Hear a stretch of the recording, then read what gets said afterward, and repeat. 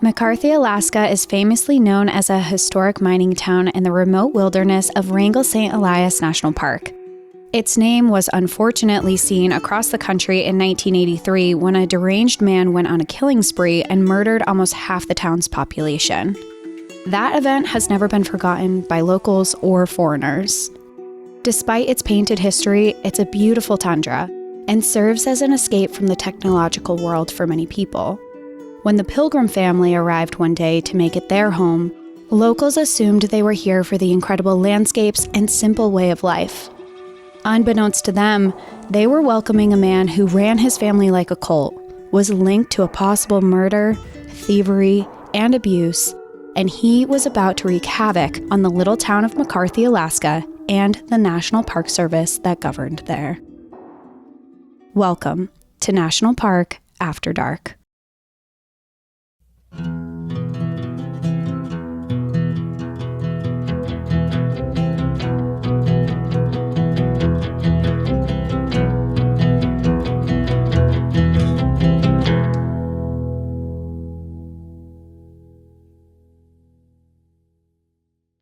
All right. So you are returning to a place you've already done an episode. Yeah, I am. I did exactly that story that I mentioned in the intro. For if people remember, there was this guy, his name was Lewis Hastings, and he went into McCarthy, Alaska, and he went there and was upset with how the government was running Alaska, and he decided to take it out on the people of McCarthy, and he went to the airstrip where they all go get their mail because there's very limited resources there. And he actually started shooting and killing people. And I did an entire episode on it. And it was a really, really devastating time for the area. And then I came across this story, which is also crazy that it happened in the same spot. I mean, it's totally different story, completely unrelated, but it's crazy how much stuff has gone down in this little town with almost no people in it. Right. Well, I'm excited to hear it. But before, I feel like you've mentioned just when you've been doing your research on it that it's kind of like heavier. So do you want to just like not get into it right? Hang out. I don't know. I mean, everyone's here for it, but just for a second. Yeah. I guess if you're watching on YouTube, you should know that I'm wearing glasses so you can see my ring light and I look like a cyborg, but my brain is not liking screens today, so I need my blue light glasses. It's fine. You look really cool. Thank you. That was futuristic almost, one would say. One would say 2025 is almost here. It is. And when this comes out, December 9th, this comes out, we got big things coming. Tomorrow's my birthday. Sure and is. Sagittarius is. Oh, can I just say, I have been having such a good last couple days. And I don't know if it's because I truly, truly unplugged from work, which is very rare for us, but especially like, I don't know, you just do a better job of just saying no and like drawing that line and being like, no, today I'm not doing this. I will say that. And then throughout the day, I'll like log in and do a couple things here and there. So I very rarely have like true 100% time dedicated to time off. And that's what I did over the last couple of days. And I just feel a lot better. But I really think it's because it's Sagittarius season and it's just my time to shine. It's your time to thrive. Well, first off, I'm proud of you. Work-life balance. You deserve it. Thank you. Yeah. Thanks. And it is your time to shine. It is your birthday month. Not just birthday, but birthday month.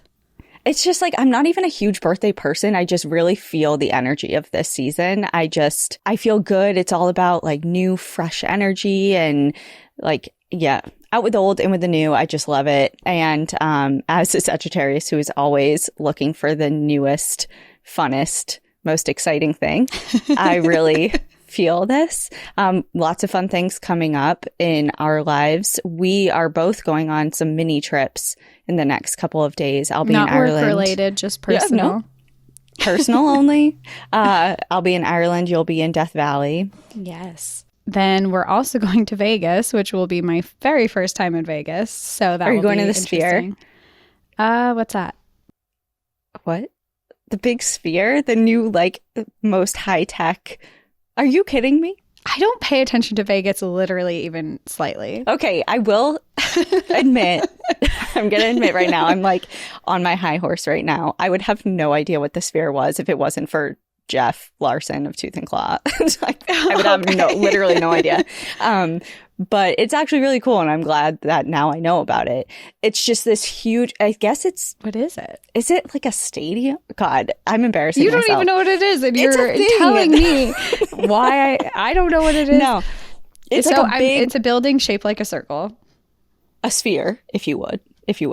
Okay. And it's has this amazing wraparound screen, and they did some big like MMA fight in there. They did a couple concerts, but they also will play these really immersive films, like nature documentaries and like This Is Our World type of thing. And it's like cool. It's really cool. You should try and go if you're there, because I heard it's amazing. Yeah. Okay. Well, what else has been happening? People are like, okay, just please shut up. But we got our trees, and yours is crazy. Speak about that.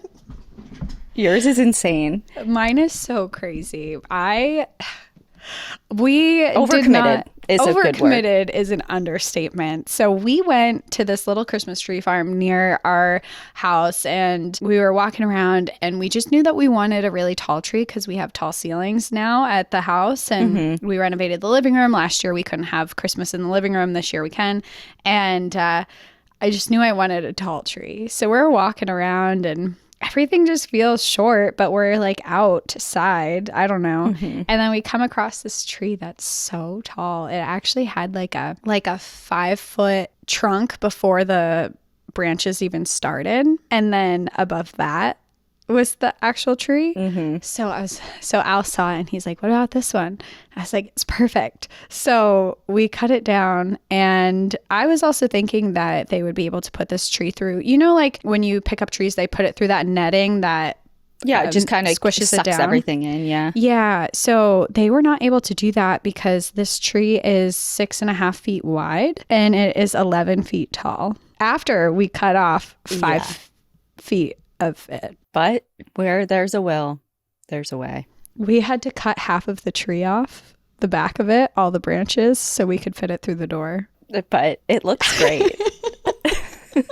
It's so plump. It is like even bigger in person than in photos. You know what I need actually is, because you sent me the picture and it looks massive, but that's because I have a good idea of your house because I've been there, so I know the physical space. You need to stand in front of it. Kind of like when I took a picture of you in front of that giant sloth at the museum. Just to really get an idea perspective of scale. Okay. Yeah.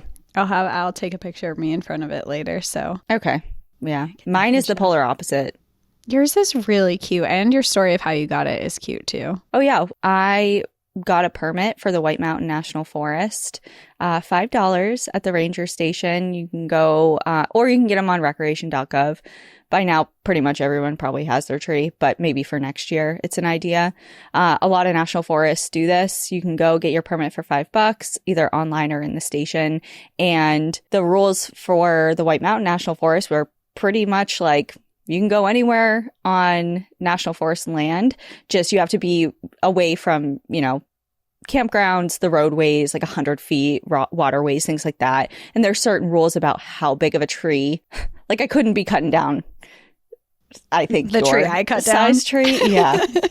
But anyway, so yeah, just brought like a little bow saw and a red sled. Like a $5 little red sled to pull it out. And yeah, so the tree wasn't huge because I had to be able to physically pull it out. Sure. And it's pretty sparse.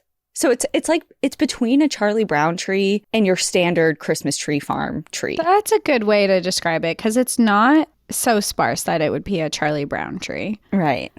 But it has that vibe about it. Yeah, but it's really cute. I like it. Yeah. And then last year, I looked up Victorian Christmas traditions and things like that, and what the Victorians used to do to celebrate the holidays. And for their garland, a lot of them would dehydrate oranges, like orange slices, cranberries, and use cinnamon sticks to thread onto garland. So I did that. And so now I have garland from last year that I saved for this year, and that's my Garland Does it and still I just smell good? It doesn't really smell like much. Oh, but okay. last year it smelled really good. And then the ornaments I have are just kind of the ones that we've collected through our travels. Like I have ones from different national parks. I have the hand-blown glass that we made. Oh, cute. Where were we? We were in Yosemite. Oh, right. Yeah. Yeah, just like, so it's kind of eclectic and weird and all over the place, but it's very fitting. Love it. Yeah. Okay, it's been almost 15 minutes, I feel like. Yeah. Okay. We can get into our story. We just wanted, so I do, one last thing before we jump into the story is I do want to offer a trigger warning because this is a pretty hard episode. I read 2 books for this, and we'll get obviously into the story more, but there's just a lot of domestic violence. There's some talk of suicide in it. There's also a lot of sexual abuse that happens, which I am not going to go into like grave detail about in this episode because I just don't think it's necessary, but I will be talking about it because it is very important to the episode and the story. And also I think that it is important to note that the story also has a lot of using religion to abuse family members. So I think that that's really important because I know that that can be a sensitive subject, especially right now the holidays that is surrounded by a lot of religion. So I know it's a tough time for that. So just to go into that with a warning. And also I'll just bring out my book recommendation from the get-go for this. So I read 2 books. One of them is Pilgrim's Wilderness, A True Story of Faith and Madness on the Alaska Frontier by Tom Kizia.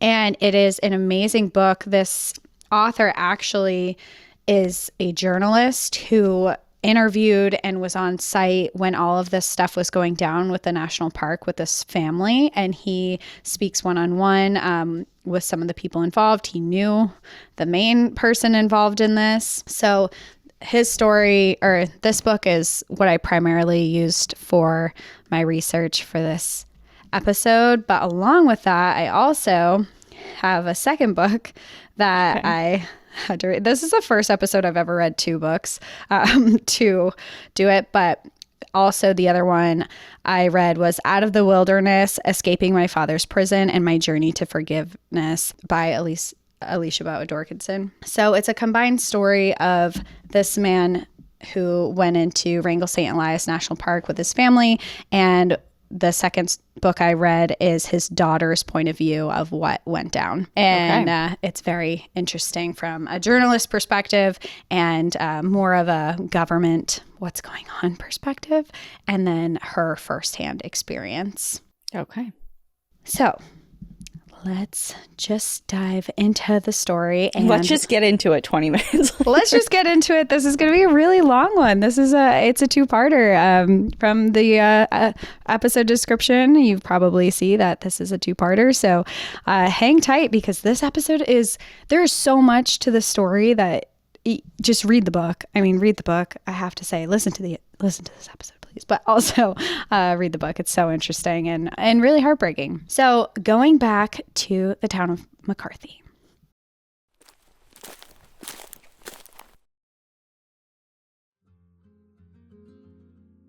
I love the holiday season because I love gift giving. I love giving my family and friends and loved ones something special for the holidays. And I like to get them luxurious items and spoil them a little bit because I know that they would never buy this stuff for themselves. For quality gifts at an affordable price, my go-to is Quince. Quince has luxury items like cashmere sweaters starting at just $50. You can find 14 karat gold jewelry, Italian leather handbags, or European linen sheets at a fraction of the price that you would spend elsewhere. In fact, Quince items are priced 50 to 80% less than similar brands. Quince is able to do this by partnering with top factories and cutting out the cost of the middleman, which passes those savings on to you. They use premium fabrics and finishes, so just because you are spending less does not mean you are sacrificing quality. You feel the luxury in every piece that you buy. And because we know that how you shop is important, you have to know that Quince only partners with factories that use ethical, safe, and responsible manufacturing practices. One of my favorite products from Quince is their fleece flannels.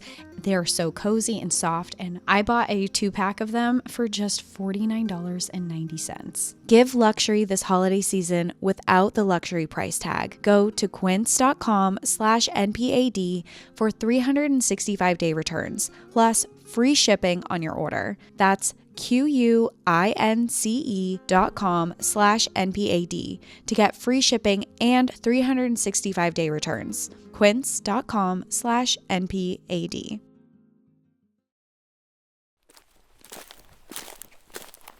When you hear about the rugged, desolate Alaska, the last frontier, this small town of McCarthy, Alaska is pretty much the epitome of what you envision. Sitting at the foot of Wrangell St. Elias National Park, it's within the boundaries of the largest national park within the United States, being 6 times larger than Yellowstone. McCarthy is remote, largely uninhabited, and only accessible by small bush plane or an unmaintained 60-mile or 96-kilometer gravel road. While resources vary, the numbers can be kind of hard to calculate due to seasonal workers that come and go. As of right now, the population of this town sits around 100 residents, or maybe even less than that. This town is an old mining town with little more than a hotel, saloon, church, and gas station. It also sits just 5 miles from the historic Kennecott mining town that has the picturesque and unique place for tourists to visit that we see a lot. If you look up this national park, this town of Kennecott is pretty much the first pictures that will come up. And we talked about that town a lot in the last episode that I did. So I'm not going to go super into it this time, but the last one we did in Wrangell St. Elias, if you're interested, you can learn more about Kennecott, but this specifically takes place in McCarthy. And in the town of McCarthy, all of these people that have found themselves making it their home have something in common, and each of them have the want and need to be away from society, away from the government, to do as they please without the stress of the outside world, without the government involved, and to be somewhere that's beautiful. They're all hardy people living in modest homes with just the essentials. A lot of them live off the land. They rely on their own means for food and supplies, and every household knows how to hunt. They carry guns. They forge their own way through grueling winter conditions that bring temperatures far to the negative degrees, with whiteout snowstorms and unpredictable weather. So by no means is this an easy lifestyle, but it's more of people here are looking for a simpler way of life. And as you can imagine, not a lot of people are willing to live this way. I mean, you're really living off the basics here. So there are a few people who commit to moving here full time. However, the summer season boasts tourists, and there are a lot of people who will come live seasonally. There will be people in and out just coming to see the park, and it can be more of a bustling area during the summertime, but the winter is very quiet. Besides the occasional bush plane in and out for supplies and mail, there's not a lot of traffic into the town or the park, and residents are largely left to themselves during the winter months. So when the owners of the McCarthy Lodge, Neil Darish, was shoveling snow off of his roof in the midst of January 2002, saw 2 unknown trucks trudging through the unplowed road, he was surprised and intrigued on what was happening, but he realized something was off from the start. The trucks both had multiple people in the beds of them, which normally wouldn't be an uncommon sight, but that afternoon it was negative 20 degrees Fahrenheit or negative 28 degrees Celsius with wind chill, and his first thought as these trucks approached was, who the hell would do that? But more than that, to enter the town, you actually had to cross a footbridge that didn't have access for cars. So in order for him to see these trucks coming the way that they were coming, it meant that these visitors would have had to push their trucks over the river ice to cross into town. Which immediately... Yeah, so he was like, red flag. He's like, away. What is going... I don't know if he thought red flag right away, but it was like, what in the world is happening at this moment? Yeah. So he watches them pull in and they park right in front of the lodge, and he's standing on the roof observing them, and he sees 8 young people in their teens and early 20s come out of the truck. The boys had long hair and old-fashioned looking clothing of wool and leather. The girls were in tattered jackets and long skirts with floral patterns. And then the driver of the second truck emerged. And this man was much older with a very long, unruly beard. The man spotted Neil on the roof and he quickly waved his hand to what appeared to be to his children. And two of the boys grabbed shovels and scrambled up the ladder to help him clear off the roof. Neil tried to tell them, like, please don't come up here. It's dangerous and I don't need your help. But they refused and they continued to clear off the roof until Neil himself climbed off the roof and invited the family to come inside. Once they were inside, an innkeeper that was there offered them coffee and they all sat down around a table, except for the younger people standing. They stood silently in the corner. So it was just the older gentleman that sat down while they all stood behind him. And he introduced himself in a very southern accent as Pilgrim. And he said that he was with just some of his children. He said that he had chosen the name because, quote, I'm a sojourner on this earth. The Bible says we're all strangers and pilgrims, and we live by faith until our Lord returns. Which Neil kind of was like, okay, cool, sounds good. And then Neil asked him what brought them all out this way. Did you just cross a river in horrible weather over ice and snow and an unplowed road? Like, what's going on? Which led Pilgrim into kind of a long-winded story of how they ended up at that point. He explained that they were a Christian family. They said him and his wife and their 14 children had traveled from New Mexico to Alaska 3 years prior, looking for a new place to make their home.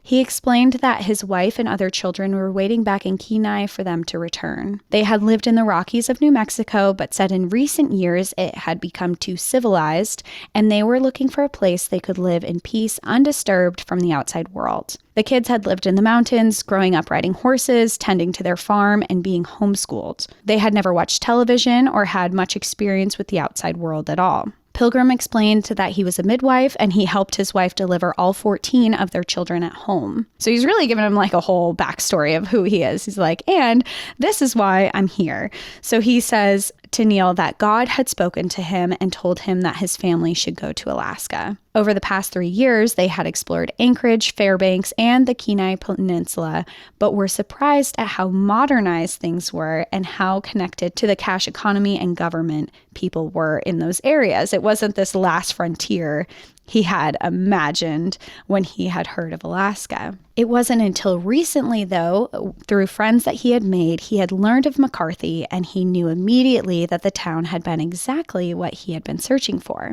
Now, all whilst he explained the story, his children, some of whom were in their 20s, remained completely silent, standing in the corner, listening to every word that he said. Pilgrim then proceeded to ask Neil if there were any properties for sale in the area. And this is when Pilgrim realized that he had really reached the jackpot here. Neil explained to him that there were in fact properties that were for sale in the area. While the majority of this land was national park land, there was an agreement made where the Park Service did not take land that was already in current use or previously owned by minors, not children, like the old mining families who had kept the land in their families. So it's a historic mining town. A lot of families owned mines. The way I said that is like owned by minors. They're not children. I got confused when you went to clarify. I was like, wait, where are the children involved? The way I just read it, I just pictured like owned by minors, and then I thought of like children. But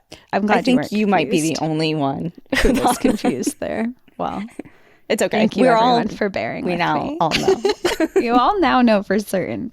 So basically, there are pieces of land that are for sale, and the Park Service was actually trying to buy up these pieces of land because they're kind of within the national park boundaries, but there's just like these weird sections of land that the National Park Service is not a part of. So the National Park Service had been trying to buy them up and had been successful in a lot of instances, but there was still a lot of land that was up for grabs from people and families who didn't visit anymore. This talk about land was pretty quick. It was kind of like a passing, and Neil didn't really think too much of it at first because he didn't really expect Pilgrim to actually pursue moving there. He had seen a lot of tourists that had come in and dreamed about living in McCarthy, but there were very few who were willing to endure that actual lifestyle. So at first he kind of thought of it as just like a passing conversation. And Pilgrim didn't push it further at first. Instead, he told the children to go out to the truck, and moments later, they returned with musical instruments, guitars, mandolins, fiddles, and a banjo, and they began to play for Neil. And they were surprisingly amazing performers. They played what Pilgrim called hillbilly music, but it was old-time country gospel. They played each instrument fantastically. They sang, they harmonized, and they put on this show that felt like it would be something that you would buy tickets to go see them. Like, it really felt like a professional concert had just walked through the door at this lodge in the middle of nowhere, Alaska. So Neil, of course, this doesn't happen all the time, and they're so amazing and performing that he gets on the phone and he calls all the local people and he says, hey, get down here. There's a live music if you want to see it. And stuff doesn't really go down in the winter. So shortly afterwards, a small crowd of locals from McCarthy joined to watch. Now, while they played, Pilgrim continued conversations, and he explained that all of his children were self-taught and had been performing at festivals for years. He then continued to inquire about the land, and Neil kind of realized this time, he seems a lot more serious. So he explains to him how difficult it would be to actually go out and survey this land to see if it was something he wanted to buy, because there were no roads and everything was snow covered that time of year. And really the only way to get out there would be by a snowmobile. By the end of the night, Pilgrim announced that they would return in February with snowmobiles to explore the property and thank them all for a great night and left. Can I just give you one fun fact I learned? Yes. Really quickly. A fun fact. Do you know the town that's the quote-unquote home of the first snowmobile? I feel like it's in New Hampshire. It is. Yeah, I know New Hampshire. I don't know which town it is, though. Ossipee. Is it? When I was going to get the tree, I saw that. I saw the sign, and it was like home of I don't know if it's at the first snowmobile or the snowmobile. Probably the first. I feel like I've seen that sign before because I did know it was in New Hampshire. And I don't know how clue. I knew. No clue. I would have lost that trivia round for sure. New Hampshire, out of all the places? Yeah. I mean, if you think about it, New Hampshire the East Coast was the first inhabited by settlers, and they had to deal with winter first. And then okay, but a snowmobile. But then electricity doesn't come, and or it's not even electric and I don't motors know. And I would have thought somewhere in the out west, the Lakes region, Minnesota. Okay. Wisconsin. I don't know. Anyway. Okay, keep going. New Hampshire's claim to fame. They have a lot of claims to fame. New Hampshire does. Do they? Yeah, I mean, we have Robert Frost. Okay. The snowmobiles. What don't we have? That's the question. That's the real question. That's the real question. Yeah. Okay. Anyway, so all in all, this interaction that goes on with Neil and the Pilgrim family is pretty interesting. For Neil, the family seemed unusual, but they also seemed like the type of family that would want to move into McCarthy. A lot of the families that moved in weren't exactly normal. They were all a little eccentric or just different, wanted to live off the land, required a certain type of person. So he's like, they do kind of seem like they would fit in here. And at the time, there were only 30 residents living in McCarthy full time. So his first thought goes to wow, we'd be adding another 16 people because they're 14 children, 2 adults. That would be half of the population in addition to it. So it would really increase the population. So he was a little bit concerned about that, but at the same time, he was like, the family seems nice and it seems like they just want to stick to themselves and have their own land. And they're this religious family with very well-behaved children and young adults, and they seem harmless, basically. However, as Neil and the other residents of McCarthy would get to know them, the more concerning things would become with the Pilgrims. Pilgrim was true to his word, and 6 weeks later, him and several of the children arrived with 6 old snowmobiles.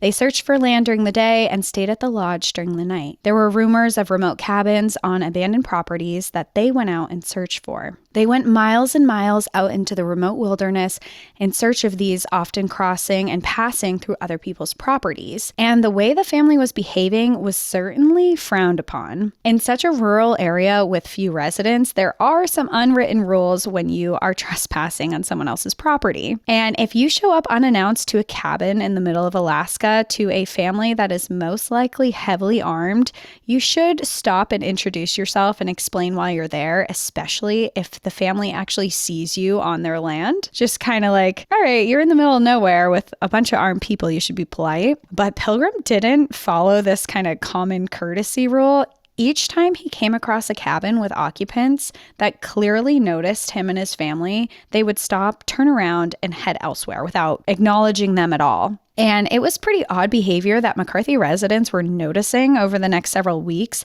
while they searched for land they wanted to buy. So it wasn't like anything that was like really bad, but it was just like, what are these people up to? They're not even, like, something seems off about this. Eventually, their search led them to McCarthy Creek Valley and an old mine known as the Motherload. It sat within private land that extended 420 acres, and this valley was absolutely stunning. It was beautiful, and it was very remote. Along with that, it had several older buildings on it that, with some fixing up, could be livable. It was 13 miles from McCarthy with no real access to it except for an old historic mining road that was largely overgrown. Getting there, even on snowmobiles, took a lot of time as it was filled with forests and steep inclines. When Pilgrim saw it, he knew that this would be perfect for what they were looking for, and he deemed this new location for his family hillbilly heaven. With this new site on their minds, they left McCarthy and headed to Fairbanks, where the owner of that land, Walt Wigger, was. And when he got there and he spoke to him, it turned out that the National Park Service had been trying to buy that exact land for years. But Walt wasn't happy with what they were offering and wasn't a fan of the National Park Service in general. Pilgrim offered to pay double the price of what the Park Service was offering, and Walt was thrilled at this. He ended up selling the property to him for $450,000 with the agreement that Pilgrim would pay him $30,000 annually until it was paid off. So he must have not liked the Park Service so much that he was willing to take like an installment plan versus actually paying the Park Service. But part of why the Park Service wanted this land so much is that it directly, to get to this piece of land, you had to cross through Wrangell St. Elias National Park from McCarthy or from wherever you were. It was basically this plot of 420 acres that was completely surrounded by national park land, minus like a border of some other land that people owned. I don't know if you're going to get to this, but what does Pilgrim do for work? Money? I love that you asked that. So Pilgrim doesn't actually do anything for money. He kind of lives off of different means. Like he has his family, like I mentioned before, they were performing at festivals and getting money that way. But what helped Pilgrim to afford this was actually the Alaska Permanent Fund dividend payments. So this is something that actually still is in existence today. This was in 2002, so the numbers might be a little bit different now, but Alaska will actually pay you to live there, and they do this by using some of the money that they make from the state's investment of oil revenues. So at the time, the state of Alaska was paying $1,963.86 each year per person. And since they had a family of 16 people, that accumulated very nicely over the 3 years that they had lived there. Because they also live by very, very little means. So they don't grocery shop. They don't like... Okay, but do I have to do the math? Because I feel like... Okay, so what'd you say, like 1,500? Did you say 1,500? 1,900. So we'll say 2,000 times 16 people. That's over $30,000 per year. That's 32 grand a year times 3. Okay, so 96 grand. Yes. If you're taking every penny. Well, and their other thing is that they're also living off of government stipends for their family too, like family assistance. Okay. To help pay for the children. I just feel like $450,000 is... It seems overpromised for sure. It's like, yeah, I'll pay you $30,000 per year in installments, and I make $30,000 just off of Alaska. Yeah. Okay. Yeah, it definitely seems a bit... It just gives me anxiety. I don't like owing people things, and I feel like Pilgrim is gonna owe a lot. Pilgrim's gonna get in some shit for sure. Okay. But anyway, this deal goes through. For whatever reason, Walt Wigger didn't see this as a red flag, and they returned to McCarthy to celebrate. And this time they brought all of the children, and finally, Pilgrim also brought his wife, Country Rose. Now, to the residents of McCarthy, this looked like a loving, traditional family. But Pilgrim hadn't been completely honest about his past in New Mexico. There was actually a much darker side to their story that he had left out. And I felt like this would be a really good time to get you a little bit acquainted to the whole family, since there's a lot of them.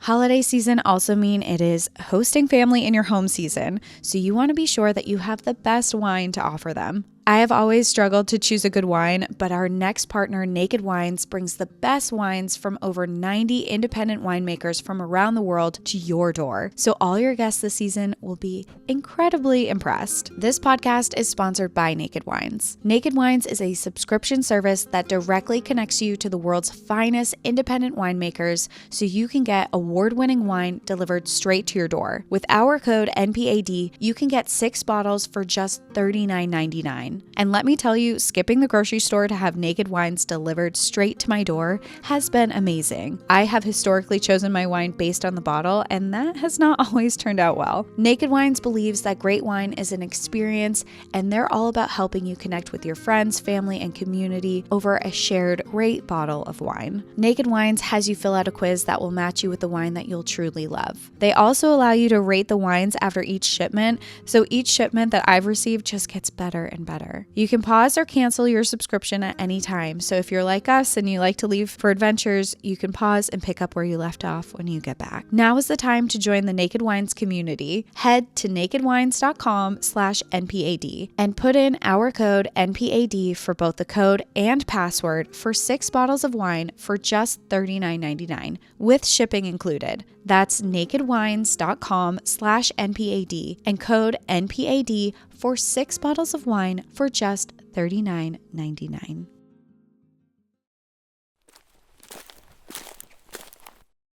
So I wanted to say all their names. I don't expect everyone to remember every single one, and I will elaborate on who we'll be talking about as we talk about them.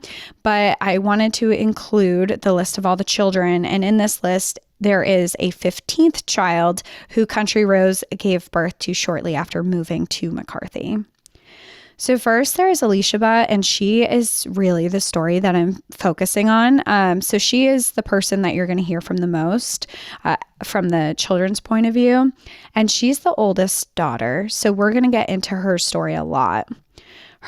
His other daughters were Jerusalem, Lamb, Bethlehem, Psalms, and Hosanna.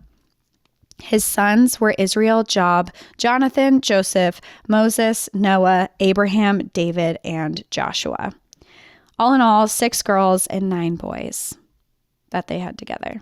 How old was the oldest? The oldest one, Elias, is 27 at this point. Okay. Yeah, so she's an adult. And there are a few adults. She's the oldest. There's a few others that are in their early 20s, and there's some that are teenagers, and then there's some that are children. So they infants. Really vary in age. Can you imagine being pregnant for like 15 years straight? Pretty much. And with they don't believe in healthcare or anything like that. So they do everything from home. You're giving birth from home. Like all your children are receiving care at home. Like, I'm just hung up on the pregnancy thing. Yeah, giving birth. Not even times. That. And even being pregnant for, it's a lot. It's a lot. For that long. I mean, and not even to mention the complications that could potentially arise. I don't know if that and they live thing, a hard life. Like, yeah. It's not like she's kicking up watching TLC or whatever. No. You know? No, definitely not. They do not watch any TV. And let me get into some of their backgrounds. Sorry. So you can understand. Got distracted by that. No, it's so crazy. Distracting. Not crazy. Sorry if that's your thing. If you want to be pregnant for 15 years, go for it. But it's just. More power to you. But no, they have a really rough lifestyle. So Pilgrim met Country Rose. Her original name was Karina Rose Bressler, which she later changed when they became a lot more religious. And they met at a hot springs in California when she was just 16 years old. At this time, Pilgrim was actually 33 years old, and he had been married 3 times prior, and he had 4 children outside of his marriage, in those marriages that he had no contact with. So he has 19 kids. Mm-hmm.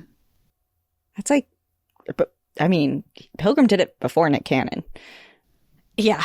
Yeah, he Honestly. Sure did. And I don't know how many children Nick Cannon has. I just know it's a lot. It is a lot. I just saw an article that he went to, I don't know if it's true or not. It said like he was being treated for narcissistic personality disorder or something. I don't really know. What? I don't know if it's true or not either. It was just a random article that popped up on Facebook, so don't quote me. Okay, I won't. He has 12. 12. Okay, so he's getting there. Pilgrim's got him beat. And I just like don't really get it. Like 12 children with 6 different women. And like, I don't know. I think he is doing it because he thinks that he has like superior DNA or something. Which also don't Pilgrim quote me. or Nick Cannon? Nick Cannon. Maybe Pilgrim do. Do you think? Maybe I think I read something that said that he was trying to, like, he thought he had like this golden sperm and was spreading his. Ew. Yeah, like that fits into the narcissistic whatever. Yeah, you just for said. sure. Okay. Yeah, I don't want to hear anything about golden sperm, so let's keep it moving. Unfortunately, that's not the worst we're going to hear this episode. Anyway, so he meets Karina Country Rose when she's only 16 years old. But he later says that when he met Karina, the Lord appeared to him and told him that she would bear 21 of his children. I'm just keeping my mouth shut because I feel like this episode will be 10 hours long if I keep interjecting. It's okay. I just have goosebumps, I gotta tell you. Yeah. I mean, not in a good way. A big family. I totally get why you would want a big family. It's just like 21. Just imagine you're 16 years old. And or 16 any with age. A 33-year-old, like, we won't even get into the predatory side of that and how it's very illegal. But yeah, that aside. Imagine you're just minding your own business and this guy walks up to you and says, the Lord came to me and said, you're going to have 21 of my children. I would instantly vomit. I would probably laugh because that's just my first.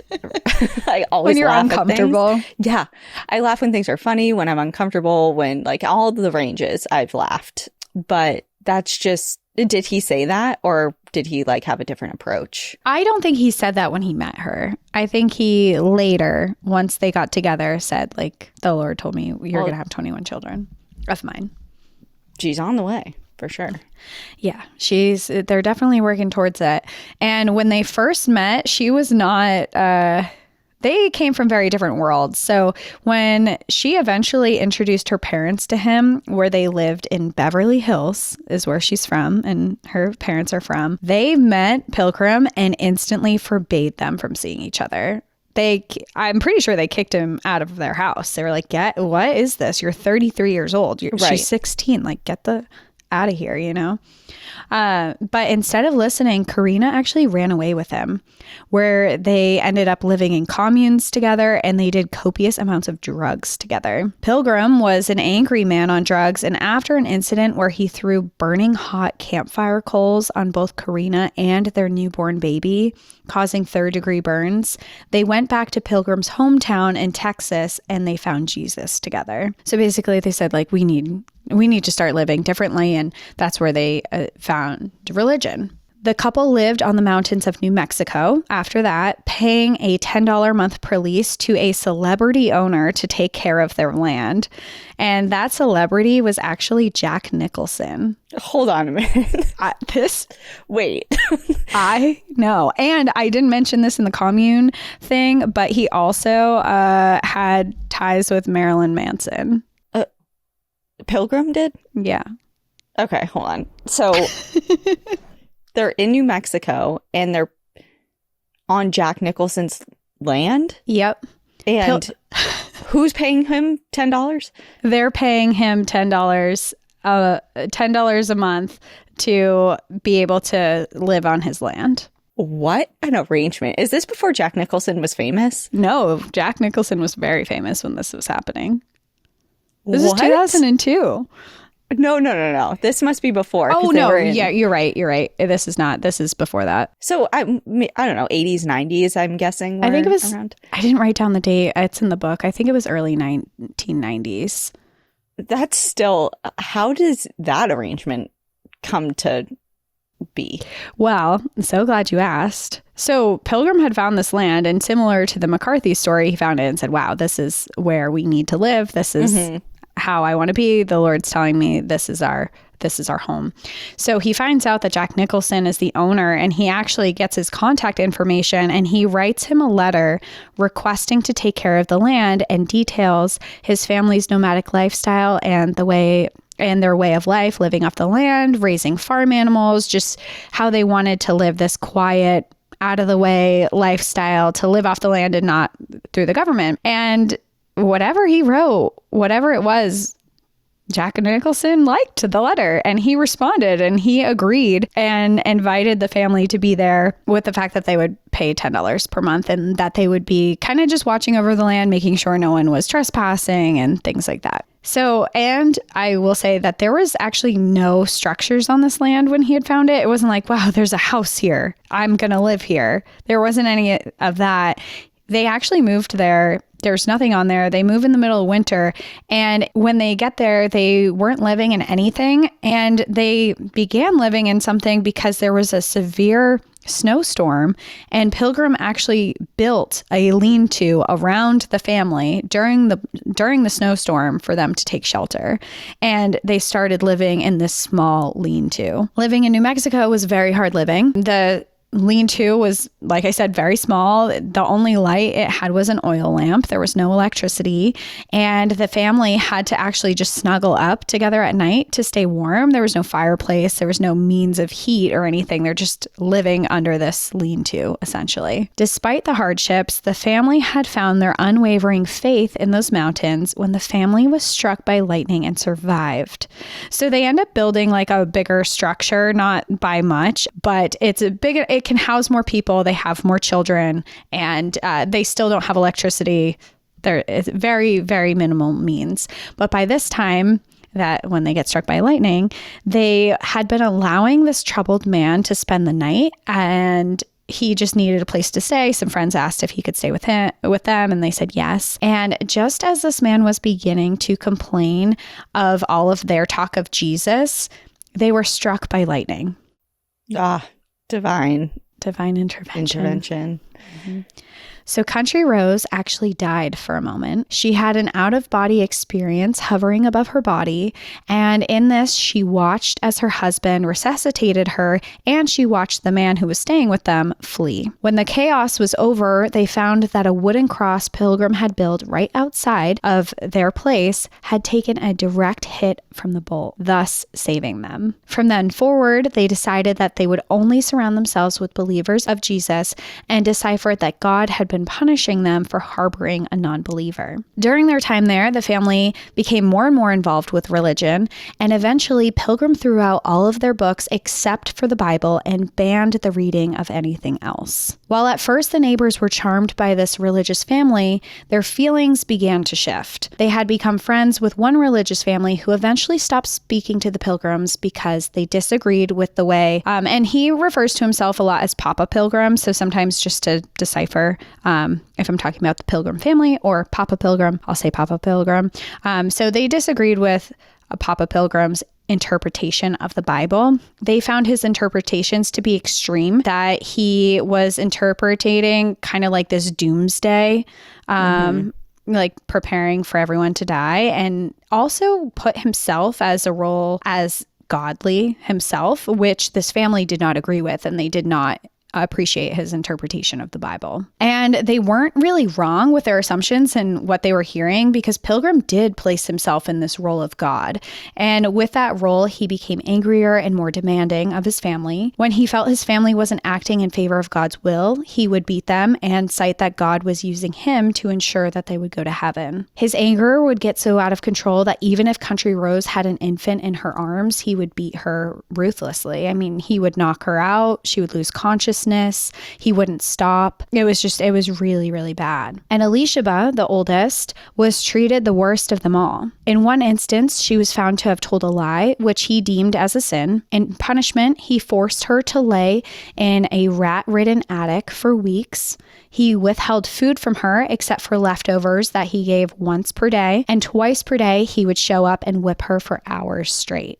Now, this is just one example, but was a common punishment that she received. It was during their time in New Mexico that Pilgrim began sexually abusing his daughter, Elisheba, as well when she turned 18 years old. When it began, she was very upset, and she told him that God would not approve of what was happening between them, but he assured her that he was doing fine with God, but she didn't believe that. She begged him to stop, but he told her that she was doing her duty and now she would be a wife to him. Now, basically, she had turned 18 and was like, okay, now it's your turn to be a wife to me, which she was obviously very confused about. And to put a little context here, the children are not raised around other people. They have no education. They can't read. They've spent almost no time with anyone outside of their family at this point. During this time, he told his wife, Country Rose, what he was doing to Elisheba. When his wife cried and yelled at him to stop and begged him to not do it again, he beat her every day for weeks. He also took their newborn away from her and made Elisheba act as his mother. As punishment to Country Rose, he did not allow her to have contact with her newborn son at all. While the three of them had always shared a bed together with their infant son, from then forward, he would sexually abuse Elisheba in the same bed that he shared with her mother almost every night. She would lie next to them and pretend to sleep through it in fear of punishment of herself. Now, the abuse for the entire family at the hands of the Pilgrims was horrific, but that wasn't their only hardship. They were living on very little means. Pilgrim would send the children to break into neighbors' homes for food or supplies, instructing them to steal very little at a time so that they would remain unnoticed. The neighbors, of course, did notice, and the children weren't even the only ones stealing. He wasn't just sending the kids in. Pilgrim would actually steal too, and he did some weird things. So he would steal pregnant horses from local ranchers, and he would return the mares back without their foals. He would, it's like... Okay, so he's diabolical. He's truly... And I know you said that this is a hard episode, but even if it just ended there, that's not with the pregnant horse thing, but everything you said preceding that, I think we're all kind of just like in shock a little bit, because that was really heavy, what you just went through right there. Yeah. And I know we're focusing on Elisheba later too, so we're going to get into it more. But yeah, this is like, and they're still in New Mexico at this point. Yeah, this is just their story in New Mexico to kind of lead up to their life before they get to McCarthy. And it is, I mean, it's really awful what this family went through at the hands of Pilgrim. And there's just, it's very multifaceted because there's so much going on. You know, there's abuse that's happening. There's this abuse of religion that's happening. And then there's also, they're living by very little means away from the world. They've been removed from any type of society, any type of education. And now he's getting this woman pregnant over and over again and kind of forming his own little, like, it almost feels like he was trying to form his own cult within his family. And it's just like, it's very odd, a lot of the stuff that's going on. And a lot of this is, I mean, they're in the remote wilderness. No one knows what's going on. It's not until, like, people don't really suspect like all these weird things that's happening with the family until these kind of things are happening, where he's stealing pregnant horses from ranches, returning the mares, but not their foals. And then he would also take livestock. And when he was caught and people would approach him and be like, hey, what are you doing with my cow? Or whatever it was, he would give some excuse that was related to God. And usually just, it sounds like he was a very good speaker, so things would be forgiven. They'd be like, oh, he's just this religious man. This very nice, he didn't mean any harm. Yeah, right. But people think that without knowing the extent of what's happening behind closed doors. But here in New Mexico, people were eventually very tired of the Pilgrim family. They were so tired of them that they had a town meeting to have them removed from Jack Nicholson's property. Where is Jack Nicholson and all this? Not that like he can do much, but imagine finding out about this all later on. And this he was does. happening on my property. Yeah. I mean, I'm sure he found out eventually, but like with this meeting that goes on, he is aware of it. And there's this whole thing. It goes into the book about it. And I don't get into it too much for this episode because it's such a small blip and everything that goes on. But essentially, Pilgrim wrote to him again, like this letter, kind of rationalizing everything that happened and making it seem like everything was misconstrued and that he's the victim here. And basically the town being like, please leave, didn't work. Jack Nicholson allowed him to stay on the property. Interesting. Yeah. But there was obviously like their reputation was pretty tainted. People were pretty mad. Even though he was allowed to stay there, people were still like, okay, but we hate you now. So the neighbors weren't super friendly. And it wasn't too long after that the family did decide to leave for Alaska. And now, of course, they're sitting in McCarthy being welcomed to their new home by their new neighbors who have no idea of this horrific past and who they were truly welcoming into the neighborhood. Neil and his spouse and co-owner of the McCarthy Lodge, Doug, they laid out food spreads. They had cheese, fruits, cakes, cookies, like this big celebration to like drinks to welcome their new neighbors. All the local people came to also welcome the newcomers. And again, the children played this beautiful music for everyone, and the town was totally charmed by them all. Papa Pilgrim was kind to everyone. The children were exceptionally well behaved, which people were like, wow, your family is just like so kind and polite. And what is like, who are you people, basically? Like, what is this? I mean, even the kids, they wouldn't even take a piece of cake off the table without being given permission first, which are like, okay, like, kids will be kids, but his were just like these great musicians that didn't do anything wrong ever. Well, now, in hindsight and looking at it and hearing this story with knowledge that they clearly did not have at the time, it's just so scary because it's like, yeah, they were behaving that way because they were scared into subservience. Yes, and that's exactly it. Just like petrified. They were not being well behaved because they wanted to show love and respect for their father or Papa Pilgrim or whatever. It's like they were terrified of him. Yeah, they were. And that just like when I talked about when he first arrived and he was explaining their life story and all the kids just stood. They wouldn't even sit at the table. They stood completely silent behind him and didn't say a word. Like, what family that brought 8 children, everyone's quiet for hours while you explain this? It's just like, it's odd. But people were mostly more, I think, intrigued. And it seems like a lot of people romanticized this family. But Neil, he did have a concern when they had the celebration. And when the celebration was over, he actually pulled Pilgrim aside to talk to him because he told him that him and Doug were a gay couple and that had never mattered to anyone in McCarthy, but he was worried that because of his religious views that he might have a problem with it. So he just wanted to pull him aside and kind of clear the air and be like, hey, like, are we going to have problems with this? Essentially, but in a really kind way. And Pilgrim responded by saying that they were there to mind their own business, to live a quiet life, to be peaceful. They wanted to just work with their hands, sing songs. He basically gave this preach of like, we will mind our own business. As long as you mind yours, we mind ours. We don't care what goes on in your life.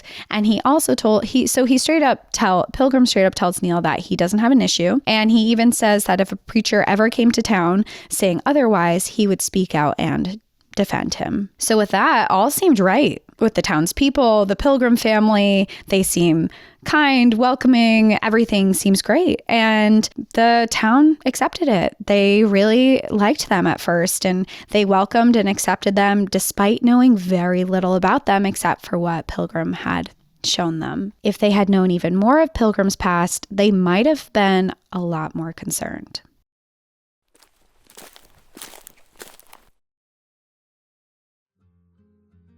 Listen up, because I am about to blow your mind if you did not know this before. Hemp-derived THC products are legal anywhere in the United States. Yes, I mean throughout all 50 states with our partner, Soul. This podcast is sponsored by Soul. Soul's new out-of-office gummies are perfectly microdosed with hemp-derived THC and CBD to give any day that chilling, sitting on a beautiful mountaintop kind of vibe. I had a Soul out-of-office THC gummy last night to cozy up next to my wood stove and read a good book, and it was just the best. Out-of-office gummies gives you that warm, fuzzy, euphoric microdose feeling without sending you to the moon. You can go for a jog, read a book, listen to your favorite podcast, or go out with friends, whatever floats your boat. I've always been kind of a lightweight when it comes to THC, and previously it's been hard for me to find my sweet spot. So I really love and appreciate Soul's out-of-office 1.5 milligram gummies. It's the perfect amount for what I need, but they also have lots of other dose options as well. Soul is great if you just need a little help to relax and chill, but also if you're looking for a sleep aid, enhanced focus, or pain relief, Soul has all your wellness needs covered. And Soul's products are grown right here in the USA, organically farmed and gluten-free. This holiday season, give the gift of Soul. Head to getsoul.com and use code NPAD for 30% off your order. That's 30% off your order using code NPAD. One last time, getsoul.com and code NPAD for 30% off.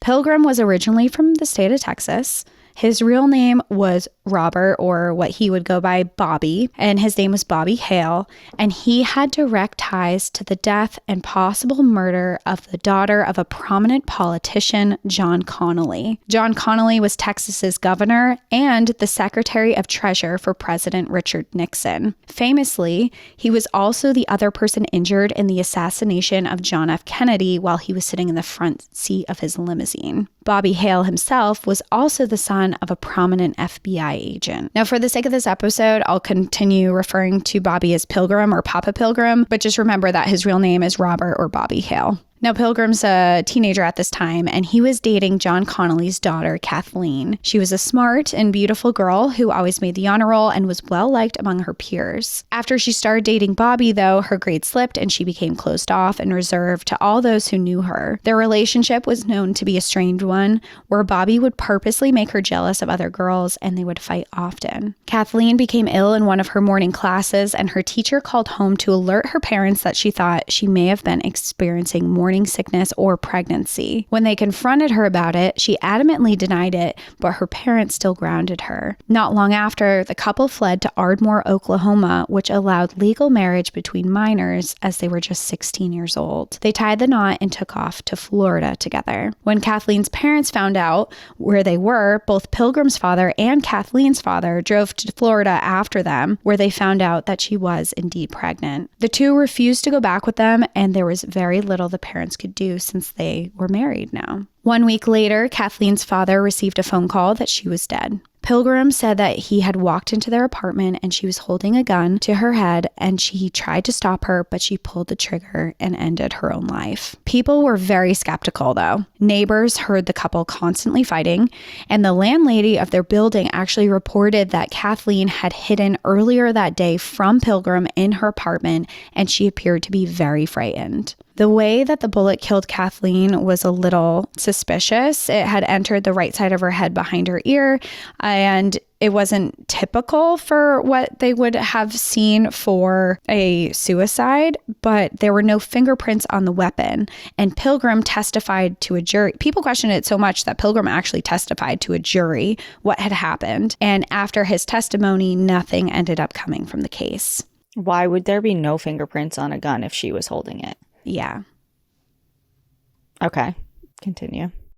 So nothing comes from the case, but friends and family were adamant that Kathleen would never take her own life. And Kathleen's father, he had so much going on in like the political world, and whatever reason, I'm not sure why he didn't pursue this any further, or if it was just kind of no one wanted to pursue this further. But Kathleen's father refused to speak to Pilgrim ever again following that incident. Even though Pilgrim did try to reach out to him several times, he refused to ever speak to him. And after that, Pilgrim never went back to school. Instead, he began living a nomadic life, traveling from state to state. And of course, no one in McCarthy knew this story or Pilgrim's real name. They don't know about his ex-wife. They don't know that his name is Bobby Hale. And they have just welcomed this stranger in that has a lot of dark ties. When the Pilgrims officially arrived to McCarthy to move in, they came with horses, dogs, cattle, sheep, building supplies, and more, and began the trek back and forth the 13 miles between their home and McCarthy. Part of the property they purchased included a one-room shack in town that they had used as a base in the beginning. So they basically just have this little area that they're sleeping in while they figure things out. It's springtime, but there's a lot of snow on the ground. Things are hard. They had 6 snowmobiles to help them back and forth. Along with that, there was also an old bulldozer from the previous owner that was left on the property, and it still worked. Shortly after their arrival, the Park Service began reaching out to the Pilgrim family to have a conversation with them. This was pretty standard, especially as the land between the Pilgrims' property and McCarthy was all national park land. So for the National Park Service, it was really important for the family to form a relationship with them, as they would be frequently using the land whenever they needed to leave for supplies or go into town. Park Ranger Superintendent Hunter Sharp showed up at the little shack in attempts to welcome the family to town, but Pilgrim wasn't there. He was met by some of his sons who refused to speak to him, except to tell him that he had to stay off of their property. A few days later, he wrote a friendly letter welcoming the family and asking for a meeting so that they could all be on the same page and go over any public land restrictions and any needs that the family might have. He left it in their mailbox at the McCarthy airstrip, but it went unopened and was not responded to. Meanwhile, the Pilgrim family continued to settle in. They were using a large building that had been previously there as their main home. It was entirely open concept area minus the office, and while it had been built well, its original purpose was for miners in the summertime. It had a wood stove, but it was very minimally insulated, so it was pretty cold in there. They couldn't, especially when it's negative 20 degrees out, it's by no means like a great home to be living in. There's no electricity or anything like that either. They created pit toilets outside, and they were also working on fixing up 2 smaller cabins on the land. It was pretty hard living, and it was early spring, and while the days were getting longer, there was still a lot of snow. There was also very little to eat. Elishaba, the oldest, was given the duty of hunting for meat for the family, but it proved to be very hard work. There was very little game around that time of year, and when her and her brothers would also hunt as well, a lot of times they were hunting on national park property, and they were hunting protected species. I mean, they were hunting like longhorned sheep, and it was just... the park does have exceptions where you can hunt there, but you need permits, and they were basically poaching on national park land if they were not on their property, which happened quite often. As the months went on and the snow melted, unbeknownst to locals or the Park Service, Pilgrim used the bulldozer on the land to clear a 13-mile area of its trees along the old historic mining trail to make it easier for him to access town. If it were an actual road, to give you some perspective on this, it could have been 2 to 3 lanes wide. Oh, wow. Yeah. This isn't just a path. He's really like bulldozing. And on top of this, he's also bulldozing some switchbacks to get up the trails and things as well. So there's like this old historic road. There's these new switchbacks he's putting in. And to avoid anyone knowing what he was doing, he stopped the bulldozing less than a quarter of a mile from where the woods opened up to town. So from McCarthy, you're in McCarthy, everything looks fine and dandy, but you head off into the woods and walk for 10 minutes, and suddenly you're in this clear-cut area. Gotcha, yeah. When there was still no response to the Park Service from Pilgrim by June of that year, Ranger Sharp began looking for new means to get their attention. Curious of what he was up against, he started doing some research of his own, where he discovered Pilgrim's real name, Robert Hale. He sent another letter to him, this time addressing him as Mr. Robert Hale. When the letter was still not responded to, they instead posted a public notice to him on a billboard being like, hey, Pilgrim, trying to get in contact. Hey, Robert Hale, trying to get in contact with you. And this time they posted the billboard in the mail shack that any resident could see when they came to pick up their mail. Okay, so it's like a flyer. For some reason, I guess billboard's a little... I was like, whoa, they're really wanting his... It was more like flyers. Yeah. That like they posted around. Yeah, flyer in the window. Yeah, and they posted some around town, too. I'm sure that caught his attention, his name, his real name. Oh, I'm sure. I'm sure when he saw that, he was probably like, shit, they can look me up now. Yeah. And this time he actually does kind of respond. So he responded with a letter nailed on top of theirs. And it wasn't directly to the National Park Service. It was more of like this preach to anyone who would read it, accusing the Park Service of harassment, saying that their actions were unwarranted and legally unfounded. They also made it clear that they would enforce their existing right of ways connecting to their property through the national parkland, and that there was no reason to have a conversation with the National Park Service because they were within their right to utilize the land that they were using. Wait, so he put that response over the flyer? Yeah. In the public? Yes. Okay. Just stirring the pot. Yeah, for really sure. Stirring the pot. Definitely stirring the pot. It's kind of like in college, like it just reminds me, I was in a roommate situation where I was with 5 girls and not all of them that got along well. And like some would like leave Post-it notes on things. Oh no, the passive aggressiveness. Yeah. And then they would leave another Post-it note on top of the Post-it note, like the other person, instead of just talking to each other. I'm like, this is so awkward. This is so I'm awkward. uncomfortable. Please don't do this. Can we just talk? Oh, man. But yeah, that's a very like petty way of communicating.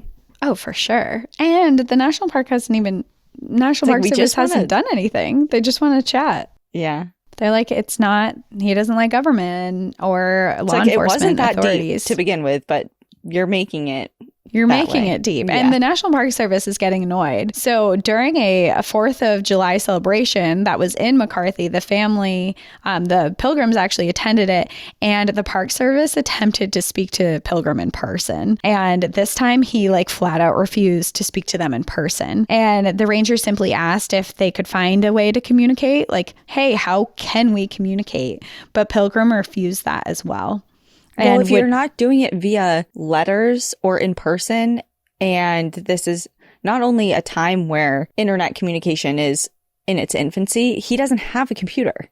He doesn't have access to it. So, like, what is it? What would passenger pigeon? Like, what are we doing here? He's just expecting no conversations with a government entity at all, no matter very, what. Like toddler, like just It's also like you bought a piece of land surrounding national park land, or surrounded by by national park land. Like, what did you expect? Yeah. And isn't he on it, cutting the road through it? Yeah, they don't know that yet. Oh, but he knows it. So this is still friendly conversation. Okay, all right. As far as the Park Service is concerned. Okay. But word got around town that the Park Service was looking to speak with the family. And of course, people saw the flyers and from the Pilgrims' words were harassing them. And I think it's important to keep in mind here that government officials in McCarthy was relatively pretty new. The park was established in 1980. And at the beginning, rangers were extremely disliked by local people. The people of McCarthy were specifically living that way to rid themselves of government laws. And here, rangers were newly arrived, enforcing them in a location where locals had been living for years. So when they first arrived, people largely did not like the National Park Service or the rangers who worked for them. So in the beginning, rangers found their cabins burnt down, vehicles were sabotaged, and there was even refusal to serve them food or give them lodging. Oh, okay. Yeah. So people were really unhappy with it. But by this time, now it's 2002, the times had very much changed. They had found a common ground with each other for the most part. The rangers essentially knew not to mess with armed outdoors people in the middle of the wilderness with no one around. And the people of McCarthy began to respect their cause, especially when the rangers and the National Park Service stopped big oil companies and logging industries from taking over the areas. So now in 2002, the environment's a lot different. People like the rangers. Rangers were welcome in the restaurants and lodging. They knew all the locals by name. It was overall a very friendly atmosphere. However, just because they had mostly found common ground did not mean there wasn't still some tensions. After all, they were still this government entity. So when Pilgrim started accusing them of harassment and an overreach of government, many people actually sided with the Pilgrim family. To everyone in town, the Pilgrims were these God-fearing, innocent outsiders who were kind and lovely and played music and came to live their own private lives. So when people became aware that the Park Service was quote unquote harassing them, they also knew in the background of that the Park Service had been trying to buy that land that they had just purchased and assumed that they were angry with the family for getting that land instead and were now harassing them over it. So locals became pretty outspoken of their support for the Pilgrim family. News articles even surfaced about what was happening between them, and the news kind of spread across Alaska, and there were headlines with things that said things like the dark side of the National Park Service in regards to how they're treating the Pilgrim family. The townspeople even interfered with the National Park Service attempts to speak with the family by towing away their vehicles out of town when they weren't near them. So people are really backing the Pilgrims at this point. While most of the town was charmed by these eccentric newcomers, some were wary of them. There were some things that were off about them. To start, Pilgrim, who was clearly a faithful Christian, refused to attend or bring his family to the local Christian church, which people found pretty odd. Something was also odd about the children and Pilgrim's wife. They never spoke in the presence of Pilgrim. They stood by quietly and obediently, but it was almost too much so that people were like, people started kind of questioning it. For a family of 15 children, many who were young, there were never any childlike playing. There were no outbursts. It came across as very odd. Also, some noticed early on that they would arrive in town completely barefoot while there was still snow on the ground. So they were like, what is going on here? I mean, it was pretty clear that the family was living off of very little means. The children had tattered clothing. They were thin. The family actually used them essentially to beg for money from tourists when the summertime came. They would stand by the footbridge and offer tours to tourists and would offer information. They would offer horseback rides to come up to their property to see like this beautiful landscape, whatever it was. And many, when they first met this family, thought that they were Amish just by the way that they were dressed and like their simple means of life. They did make money off of visitors in the park. They were very intriguing, and they kind of flooded people when they walked over the bridge into McCarthy. They're like, pay me money. And it's all these cute, innocent children and nice people. So they were making money off that, but the majority of their income did come from government assistance money and food stamps to get by. At home, some wondered how the children were receiving schooling, but they assumed that they must just be being homeschooled. Alaska, it's important to note, is one of the few states that has no regulations around education. And this might have changed. I haven't looked up recent, but at the time of this story, Alaska you didn't have to prove that you were teaching your children at home. You didn't have to enroll them in school. It was entirely up to parents on how they wanted their children to be educated. While Pilgrim had made it seem that Country Rose had taken the responsibility of teaching the children, that was not true. Pilgrim was the only one allowed to educate them. He did not teach them to read or write.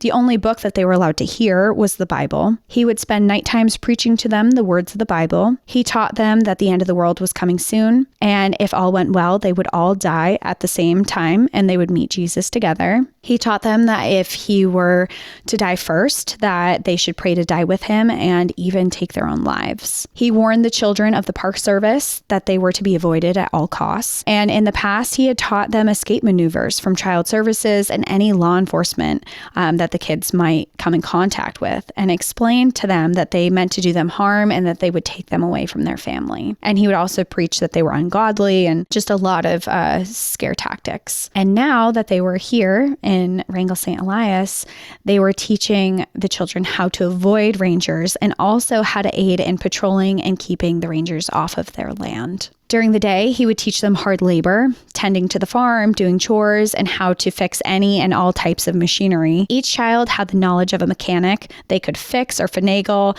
a way for anything that was broken to work again. They were really resourceful. While people were certainly curious about the family, no one expected all of the abuse that was happening. And like I mentioned, in New Mexico, the children were being beaten. This didn't change when they went to Wrangell, St. Elias, and were in McCarthy. The children were often beaten, and Pilgrim said that this was for their sins, and he was offering corrections so that they could be right in the eyes of the Lord. Elishaba continued to be sexually abused by her father as well. And while the abuse remained a secret, what Pilgrim had done to the parkland was about to be exposed.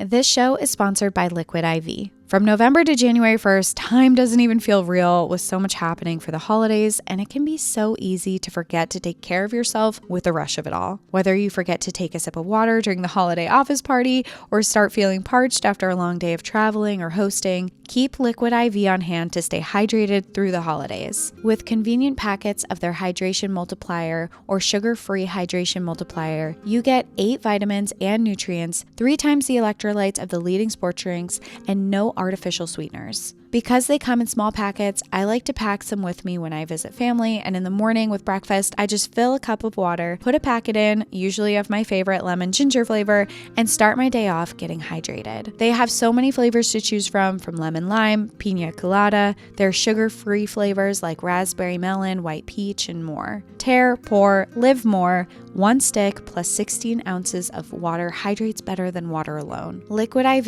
is powered by Live Hydroscience, an optimized ratio to turning ordinary water into extraordinary hydration. Liquid IV is always non-GMO, vegan, gluten-free, dairy-free, and soy-free. Stay hydrated through the holidays with Liquid IV.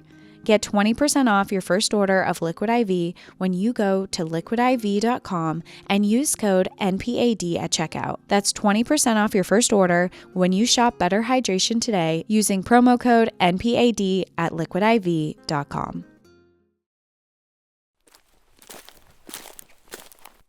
In August that year, 2 hikers came down from hiking through Wrangell St. Elias, complaining that where they had hiked on was completely logged and destroyed. The locals were confused and had no idea what they were talking about, but soon it was reported back to the National Park Service. After doing a flyover of the area, the Park Service was shocked to find how much Pilgrim had truly logged, and discussions began on how to acknowledge the situation. On February 11, 2003, so almost a year after they've been there, 3 rangers from the Park Service headed into McCarthy Creek Valley. After repeated and failed attempts to contact Pilgrim and the recent reports of destruction on parkland, they headed out to evaluate the extent of the damage that had been done by the family. However, shortly into their trek, they came across 3 young members of the family on snowmobiles who refused to speak with them. Instead, they followed along as they ventured closer to their property. Each of the young boys were armed with guns and knives, but never reached for their weapons. Despite this, the rangers felt that it seemed like the boys were trying to intimidate them. Further down, 2 more snowmobiles, one carrying Pilgrim, appeared, but again, he would not speak with them at all. Shortly afterwards, while still within the national park boundaries, they came upon 2 hand-painted signs that read, "Private property, no trespassing, NPS," and "Private property, no trespass, NPS not allowed, beware of cables." So on national parkland, it says no National Park Service allowed. Bold. Yeah. Very bold. So the rangers need evidence of this. So they take pictures of the signs, and one of the younger boys on the snowmobile actually blocked the path for them to further travel. The rangers were forced to turn around with no conversation had at all with the Pilgrim family. It was all kind of just like through glares and moving in front of them, and there was like almost no words spoken. It was just very eerie, intimidating. And at this point, what's the Park Service going to do? You know, like they're armed too, but what are they going to do? Get in a gunfight with children? Right. There is no, that's not an option. So. Yeah. So they just had to essentially just turn around. But after their visit, Pilgrim reported it to the town and to the people, saying that the National Park Service harassment had gotten worse and that they were wiretapping his phones and trying to scare him off his land, which is obviously totally unfounded. But tensions rose even higher when a park ranger, Stevens Harper, bought the land bordering the Pilgrims, and they became neighbors. While Harper had bought the land because he loved the area and it was where he worked, after all, Pilgrim told his family it was yet another way for the government to try to push them out. He and his children went to the border of their property, which happened to be close to Harper's cabin, to haze their new neighbor. They would sing songs loudly for hours and hours of the day with lyrics like, "Mind your own business." They parked a generator nearby and ran it. It was so loud that Harper and his wife had to wear earplugs to go to sleep. And on top of that, the Pilgrims left junk parts of vehicles and other trash on his property. What? Talk about a nightmare neighbor. You think you have a bad neighbor? Not you, but like not me you in particular. As in the collective. Yeah. Imagine this. Wow. Like specifically going out of their way just because he's a ranger. Their new neighbors were not the only enemies that the Pilgrims were making either. The Pilgrims had various vehicle parts and supplies strung all around town with trash piles within McCarthy, and residents were becoming upset. Their horses and other animals often got loose and ventured onto other people's land. Some residents even reported to the Park Service that he had allowed his horses to eat all the vegetarians, all the vegetation in large areas of the national park land. Along with that, people were finding that parts from their own vehicles, like snow machines and cars, were missing. Food would go missing and various objects were being stolen, which people, they figured it was the Pilgrim family. On top of that, the Pilgrim children were camping out at the footbridge and would direct visitors to their own tourist attractions, like horseback riding, tours, music, etc., which was causing locals who also offered these things not to get any business. So they were taking away business from these local people, and that was not going over well either. The town that once viewed this family as innocent and loving were having second thoughts of their arrival, and many were voicing their concerns about this. Despite that, they did still have a lot of supporters as well. But the National Park Service was also getting fed up with the family. In a retaliation against what they had done to the historic mining trail, the NPS put posters up around town stating that motorized vehicles and horses were no longer permitted to use the road that the Pilgrims had logged. This was a clear statement to the Pilgrims, as they were the only ones who used it. Now they would be required to either walk the 13 miles into town or use a bush plane to get out. They said that if they wanted to use the road, they could if they applied for a permit to do so. This move by the National Park Service was met with a lot of criticism, not just from the Pilgrims, but also by those who supported their family. Many believed that this was a clear overreach of government power and that they were making a hard type of living for this family nearly impossible. In the winter months, planes couldn't reach their home and they needed snowmobiles. In the summer, they used bush planes and their horses to carry supplies. Many thought that this was a blatant attack on an innocent family with children to feed. Okay, so just to be clear, Pilgrim made this road. However, it's on National Park Service land. Yes. So the National Park Service is saying, okay, you can still use your road even though you illegally built it. However, we're going to dictate the ways in which you utilize it. Yeah, because it's national park land, so essentially, there were hikers on it, you know? So technically, they could have said, you can't use this at all. Yes. Okay. Essentially. I mean, it is national parkland, so it's hard because the public has access to it. So I don't know. Yeah, but for private use, yeah. Yeah. Yeah. Okay. I get it. But basically they're just saying the way that you've been using it, you can't use. And to note too, they don't have a personal bush plane. They've had to pay pilots to come out. So that's not really something that they can do often. So even in the summertime, they would use their horses and bush planes, but now they can't use their horses. So it makes things a lot more difficult for the family. On top of that, the NPS also announced that they would be doing a surveillance of the area to assess exactly how much damage the Pilgrims had caused and plan to take action to make them pay for those damages. Headlines again circulated, mostly in the Pilgrims' favor, saying that the NPS were, quote, hunting the family like a wolf pack that stalks a pregnant elk, and that they were attacking their way of life. Pilgrim thrived off the sympathy of others. He even invited television crews to come to his house to show off their way of living. He showed their minimal means, how the children never watched TV or listened to the radio, and instead lived off the land the same way the people did hundreds of years ago. He painted them as this God-fearing family and bragged that his children had never seen a naked body, even their own, as they bathed in clothing and had no mirrors in the home. What? Yeah. He thought it was, it goes a lot in detail in the book about it, but he thought it was there was too much vanity in mirrors, to look at yourself. It's not the mirror part I'm hung up on. Never seeing themselves naked. Yeah. Which obviously isn't true. He's sexually abusing Alicia. Well, that's what I'm saying. It's forcing your children to bathe in clothing. Because it's sinful to be naked. Everything's very, very extreme. Yeah. Yeah. And nothing really makes sense. And he said that to reporters? Oh, yeah. This was on TV.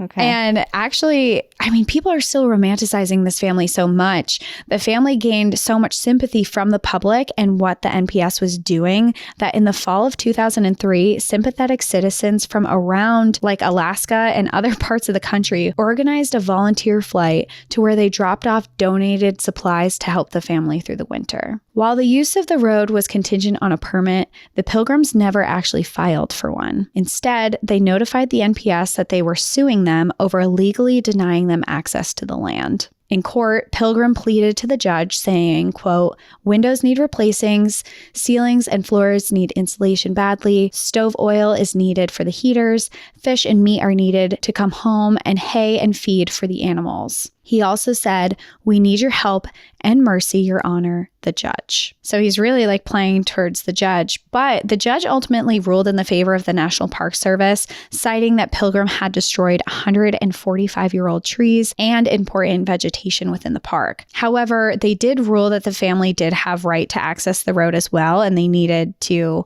they couldn't sue the Park Service for money, but also the Park Service couldn't allow them to use the road, and they did need access to get supplies to their house. So it was like not really, it was kind of a win for them, but not really, because he wanted to get money from the National Park Service.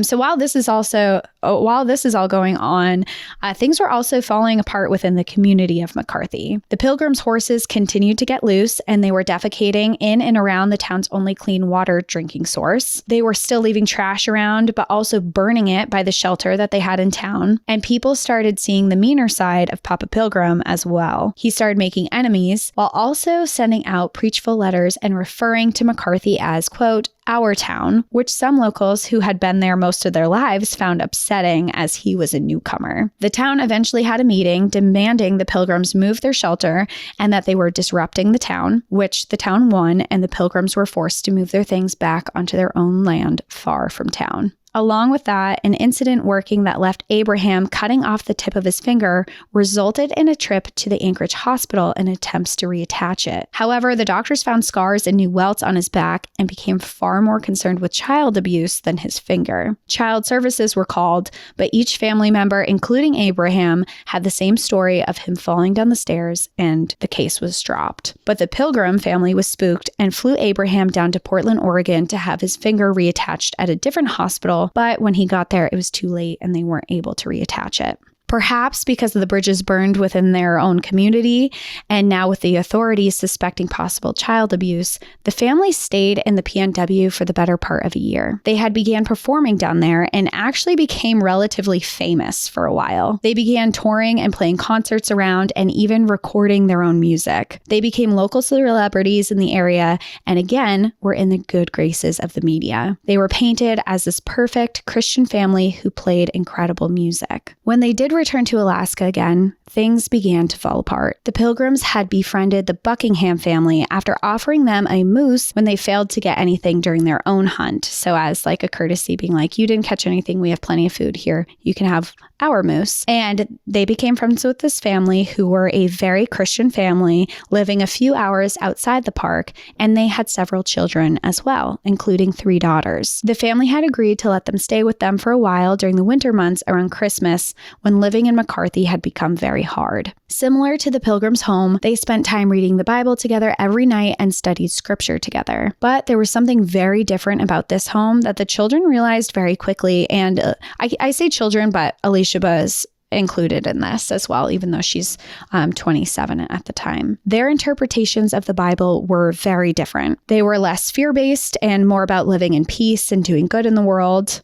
The children also noticed that the Buckingham children were allowed to participate in conversations about the Bible, which was very different from their upbringing, where Papa Pilgrim didn't allow any of that. If they questioned his interpretations of the Bible, he would beat them or shame them for questioning the word of the Lord. Along with those differences, the Buckinghams were on a strict schedule. They would wake up and go to bed at the same time, and they wouldn't stay up late. In the Pilgrims' home, Papa Pilgrim would keep them up all hours of the night preaching to them, and Alicia in particular was noticing that the relationship that the Buckingham daughters had with their father was very different from her own. So she's really starting to realize like how different her family is and how much like bad things are going on within her own family by seeing this family that is a lot more loving and nurturing and kind, and doesn't have abuse involved. Elisheba was really happy to be spending time with them, as instead of spending the nights with her father anymore, she would sleep in the same room with the daughters, where they would laugh and have girls' nights together. But that didn't last very long. Her father, who was staying in the family's basement, began making her sleep downstairs with him, where he would sexually abuse her in their home.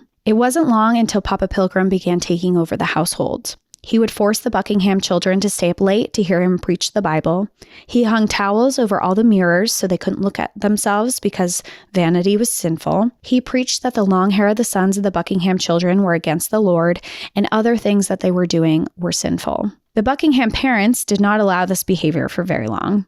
One morning, the father, Jim, took his entire family into Anchorage away from the Pilgrims. The Pilgrims that morning woke up to an empty house and took the hint and left to stay in Kenai for a little while. Shortly afterwards, the Buckinghams reconciled with them and invited them to spend Christmas together. But when the family agreed and came back to their home, Jim Buckingham confronted Papa Pilgrim about his behavior and questioned the nature of his relationship with his daughter Elisheba. He said he believed he had an inappropriate sexual relationship with her. At this, Pilgrim became extremely angry and adamantly denied it. They spent Christmas with the family, but then quickly left back for McCarthy. This wouldn't be the end of the conversation, though. The secret that Elisheba had kept well hidden from her family and her brothers and her sisters was about to be revealed. One afternoon, back at their home in the valley, the sons heard Papa Pilgrim beating Elisheba. He was relentless. She was screaming and crying while he punched her and beat her so badly that she lost consciousness. The boys could hear her screams from pretty far away,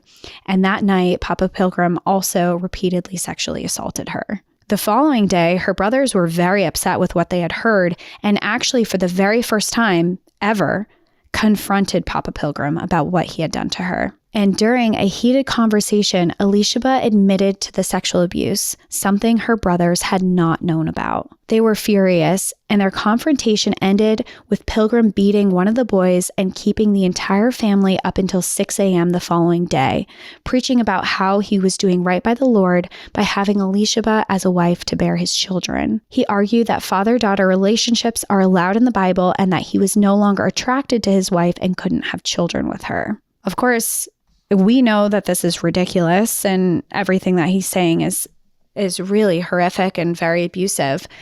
But this was something the children, but also young adults that were in the family were really used to him preaching this way. But this was a line that was too far for them. And for the first time, the four of the boys wholeheartedly disagreed, were disgusted, and were really, really upset by what their father was doing to Elisheba. So they didn't really know what else to do except to leave. They hatched an escape plan and begged Elisheba to join them, but she refused. Joseph, Joshua, David, and Moses snuck out one night when they quietly pushed 2 snowmobiles down the trail away from their homestead. When they were out of earshot, they started them up and took off. The following day, when Papa Pilgrim realized what had happened, he deemed them lost to the devil, but the tides had shifted. The entire family was becoming braver and dreamed of a life away from their father. In secret, Elishaba's mother begged her to leave as well and kept in secret communication with the boys from the landline telephone that they had on their property. The boys had escaped to Glen Allen and were staying and working with a family that they had done construction projects for in the past. Elisheba was finally seeing hope for a new life away from her father, and she began to hatch a plan to escape for herself, one that would take her through the remote wilderness of Wrangell St. Elias National Park, running for her life from her father in sub-0 degree temperatures. But she knew that if she made it, she would be free and able to tell the world who Papa Pilgrim really was. And that is where I am going to leave us for next week's episode. Holy crap. That was what you've been talking. We're almost like, we're creeping up to 2 hours, and that flew by for me. I'm glad. Wow. This is wild. So when did the, kind of just going back to the very beginning, the first story that we talked about, or that you shared in McCarthy about the shooting and stuff, was, what year was that? That was in 1983. Okay, so that was in the 80s, and now we're in the early 2000s. Mm-hmm. Okay, yeah, a lot has happened in this very small space. And then we didn't even talk about the historic mining stuff that happened. I mean, there were some really horrific mining tragedies that also happened. And Kennecott is known to be one of the most haunted ghost towns in the national park. So it's a lot. There's a lot happening. Wow, this certainly happened. I am so anxious to hear that not only Alicia Buz's perspective and the continuation of her story, but what happens too. I don't even really like calling him Papa Pilgrim. It feels weird, and it feels almost like endearing, like a cutesy name. And I don't, Bobby, whatever his name is. Yeah. I agree, but I also think that Papa Pilgrim was specifically that name for manipulation purposes. Yeah. Because it does. It comes across as so cutesy and nice, and it helps romanticize this family for people like, oh, Papa Pilgrim and his sweet, loving children. Yeah. And just at the very end, when you're talking about how the mother is like aiding her children and assisting them, kind of like, I am not able to do this, but you are, and you should take advantage of it. God, I'm really anxious to hear. When are we recording next? I know everybody else has to wait a week, but what about me? You do too. We're recording next Monday, and we're recording this Monday. Shoot. I know. It's a really wild. I'm surprised I had never heard of it before until I found this book. And I've actually had this book sitting on my shelf for, I want to say, almost a year now. Wow. And I finally was like, I should really open this and read it. And I didn't know, because usually I read like an article or something that kind of does like a short summary of what happened. And with this story, I didn't. So when I read the book, I was like, where is this going? Like, what is happening here? You had no idea what was about to happen. Well, I think we're all in that boat now, because I have never heard of this story at all.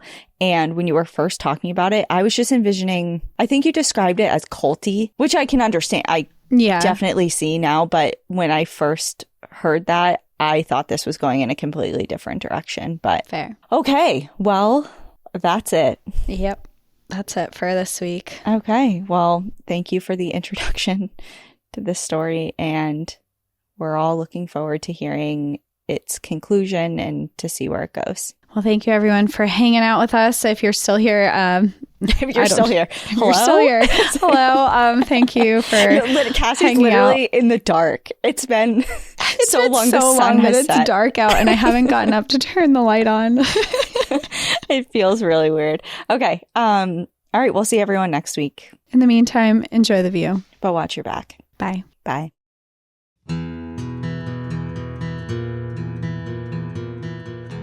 Thank you so much for joining us again this week. If you have a trail tale or story suggestion, send us an email at stories@npadpodcast.com. Follow us on Instagram and Facebook at National Park After Dark, and on Twitter at NPAD Podcast. Join our Outsiders Only community on Patreon or Apple subscriptions to listen ad-free, unlock monthly bonus episodes, and exclusive content. And remember, when you support our sponsors, you are supporting our show. For our exclusive discount codes and source information from today's episode, check out the show notes. For more information on our show, our book recommendations, merch updates, and more, visit our website at npadpodcast.com. And please rate, review, and subscribe from wherever you listen to podcasts.